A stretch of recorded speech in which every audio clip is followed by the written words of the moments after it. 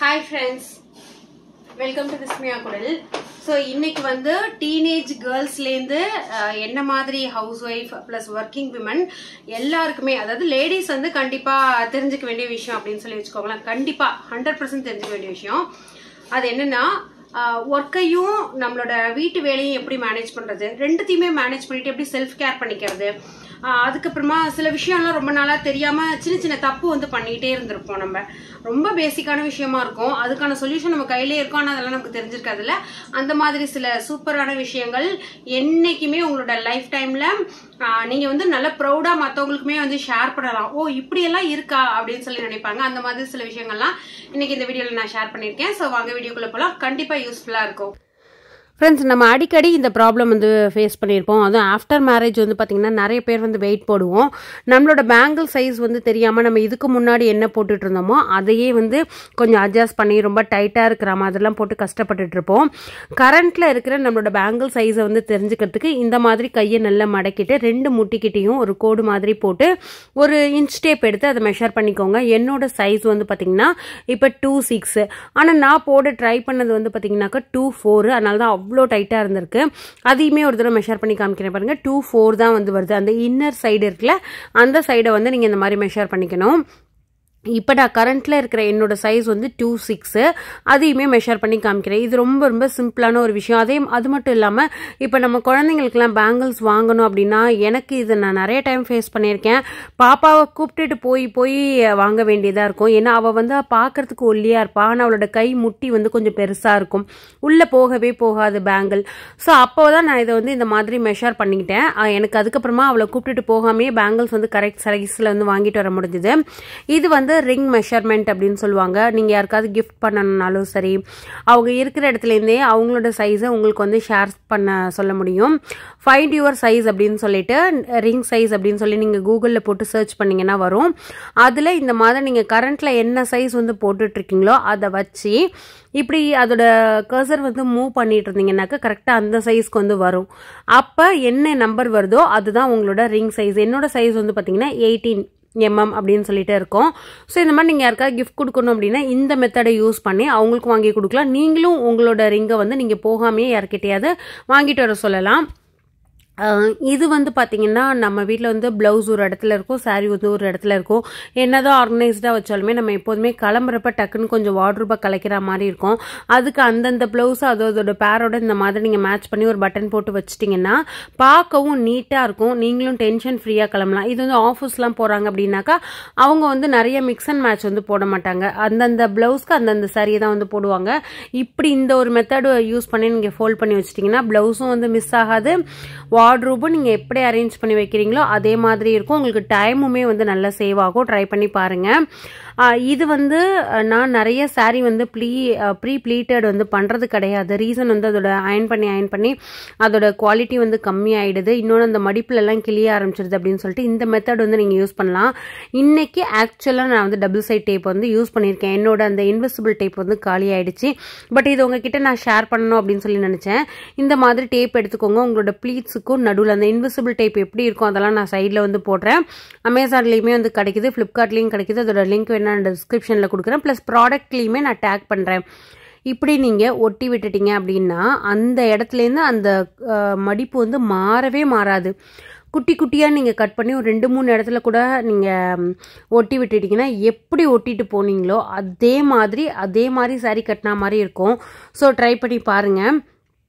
இதை வந்து நீங்கள் உங்களுக்கு எங்கேயாவது சாரீ இப்போ கொஞ்சம் வந்து டீனேஜ் கேர்ள்ஸ்லாம் இருக்காங்கன்னா கொஞ்சம் லூஸாக இருக்குது அப்படின்னா அவங்களுக்கு வந்து அந்த ட்ரெஸ் வந்து மூவ் ஆகிட்டே இருக்கும். அதுக்கெல்லாம் வந்து இந்த மாதிரி ஒட்டி விட்டுட்டு அந்த இன்விசிபிள் டேப்பை வந்து சொல்கிறேன். இது கூட லைட்டாக டபுள் டேப் அப்படிங்கிறதுனால ஒயிட்டாக தெரியும். நான் சைடில் வந்து காமிச்சிருக்கேன் பாருங்கள்.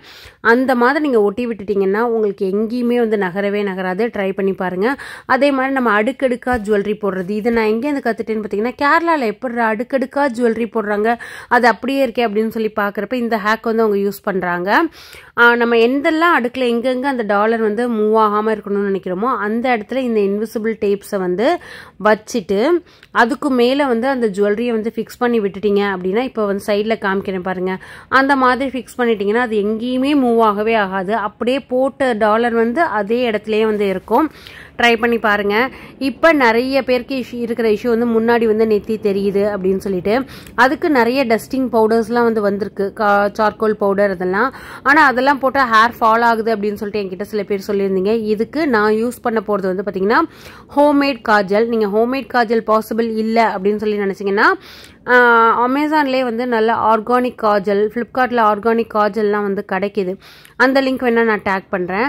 அதை எடுத்துட்டு லைட்டாக கையிலே வந்து ஸ்ப்ரெட் பண்ணிவிட்டு இந்த மாதிரி எந்த இடத்துல உங்களுக்கு வந்து நெத்தி தெரியுதோ அந்த இடத்துல டேப் பண்ணி விட்டுகிட்டே இருந்தீங்க அப்படின்னாக்கா அது அப்படியே அந்த முன் நெத்தியில் வந்து லைட்டாக அலசலாக இருக்கும் இல்லையா முடி, அது அப்படியே வந்து மறைஞ்சிடும். ஆஃப்டர் வந்து எப்படி இருக்குது, பிஃபோர் எப்படி இருக்குது பாருங்கள். ஸோ அந்த மாதிரி ட்ரை பண்ணலாம் நீங்கள். எனக்கு வந்து ஃப்ரிஸி ஹேர் என்ன தான் ஸ்மூத்னிங் பண்ணாலும் பேபி ஹேர்ஸ் வந்து வளர்ந்துருச்சு. நான் எங்கேயா ட்ராவல் பண்ணுறேன் அப்படின்னா எனக்கு அப்படியே வந்து பறந்துடும். அதுக்கு நான் வந்து யூஸ் பண்ணுறது இந்த மாதிரி வேஸ்லின் வந்து எடுத்துப்பேன். வேஸ்லினை ஹேரில் போடுறதுனால ஹேர் ஃபாலிங்லாம் இருக்காது.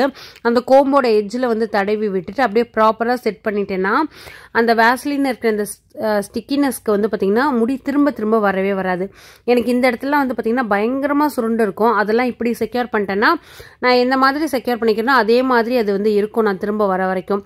நீங்கள் வந்து நல்ல லாங் அந்த டாப் போனிட்டு எல்லாம் போடுறதா இருந்தால் அது வந்து ரொம்பவே யூஸ்ஃபுல்லாக இருக்கும். இது வந்து என்கிட்ட ஒரு மோஸ்ட் ரிக்வஸ்டட் குவெஸ்டின், உங்கள் கை எப்படி சாஃப்டாக இருக்குது அப்படின்னு சொல்லி கேட்பீங்க.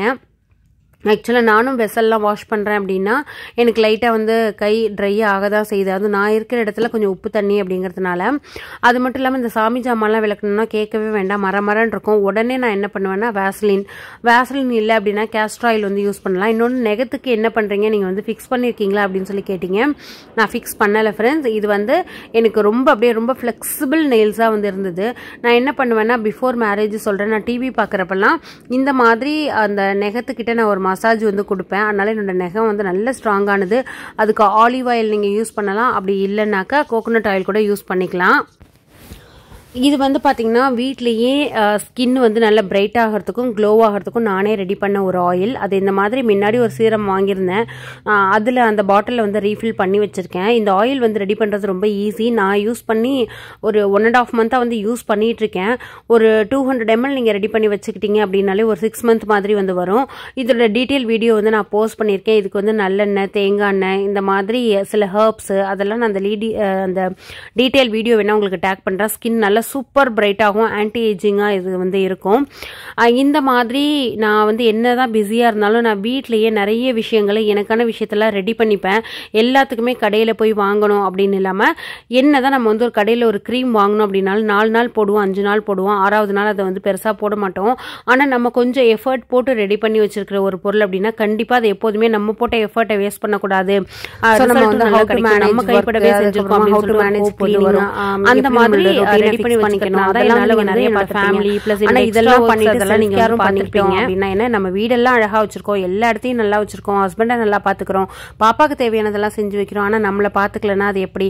ஸோ இந்த மாதிரி நமக்கு தேவையான விஷயங்களை நம்மளே பண்ணிட்டு நம்ம கிட்ட இருக்கிற விஷயத்தை வச்சு அதை எப்படியெல்லாம் யூஸ் பண்ணலாம்னு யோசிச்சோம்னா நம்மளுமே செல்ஃப் கேர் பண்ணிக்கலாம். எல்லாத்துக்குமே ஷாப்பிங் பண்ணணும், எல்லாத்தையுமே வெளில போய் வாங்கணுங்கிற மாதிரி இல்லாம நமக்கு தேவையானதை நம்மளே பண்ணிக்கிறப்ப அது வந்து ஒரு லாங் ரன்னும் கூட வந்து போகும். ஸோ இப்படிதான் நான் ரெண்டுத்தையுமே வந்து மேனேஜ் பண்றேன். இந்த வீடியோ உங்களுக்கு கண்டிப்பாக யூஸ்ஃபுல்லாக இருக்கும்னு சொல்லி நம்புகிறேன். இந்த ஆயிலோட லாங் வீடியோ நான் வந்து உங்களுக்கு டிஸ்கிரிப்ஷனில் ஷேர் பண்ணுறேன். So thank you friends, by.